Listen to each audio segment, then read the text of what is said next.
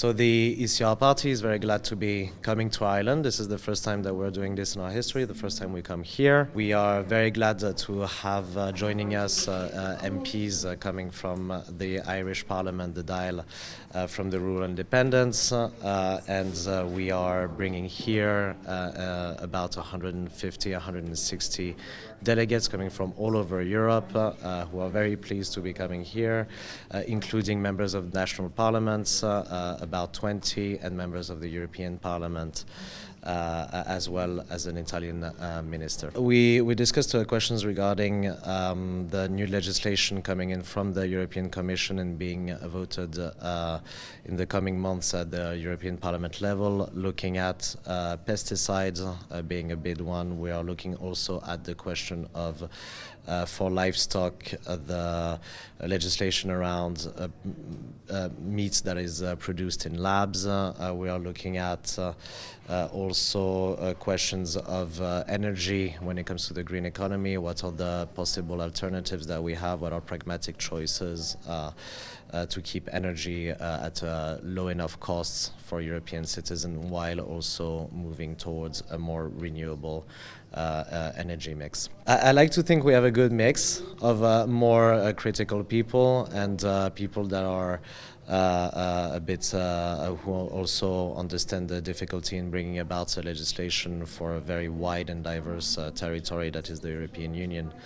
But of course, there is a bit of the critique is real in the sense that we have seen a push at the European level, at least, of a coalition bringing in the Green Party, the Social Democrats, the Liberal, and the EPP, where we have seen an overreach of the green ideology in the policy making, effectively.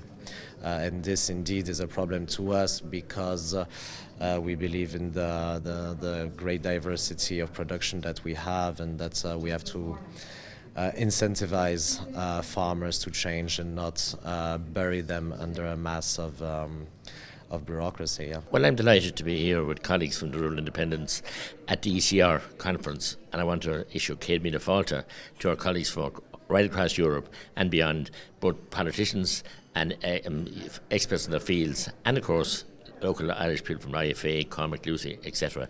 It's great to collaborate and to hear that they have the same problems in Ireland, all over Europe, as we have in Ireland, with the whole green agenda, with the whole issue of rushing to deal with climate change and literally stifling our farming community.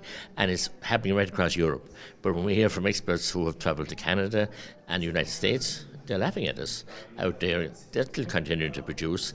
We're being the good guys, and they're actually telling us, you carry on saving the planet and we'll continue producing our food in those countries. So we really need to have a rain check here. And the media, I'm delighted to hear journalists as well, was very, very understanding of our problem. And like the whole cancel culture that's there, if you speak out against the climate change, if you speak out in support of the farmers. Our primary industry in this country, people of the land, feeding Irish people, but feeding people all over the world also. With extra population, we need extra food. So this folly that we have here, especially since the Greens got in, and the whole cancel culture of scientists who, question climate change, and we're not climate change deniers, but we definitely have questions about it. And expert people, more expert than I would ever be, climatologists and the scientists have saying this is not all one-way street. We need a debate here, but we can't have that debate here. It's been cancelled. Government policies then are driving farmers off the land.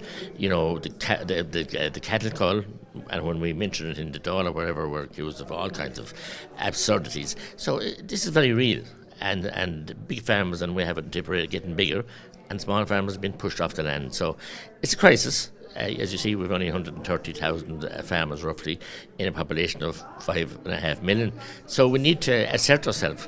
We need the farming organisations to be strong as well. But above all, we need more people in Dáil and Shannon that will stand up for the farmers. So the collaboration and this learning experience and engaging with our European counterparts has been fabulous. And I look forward to working with ECR again and continuing to do that into the future.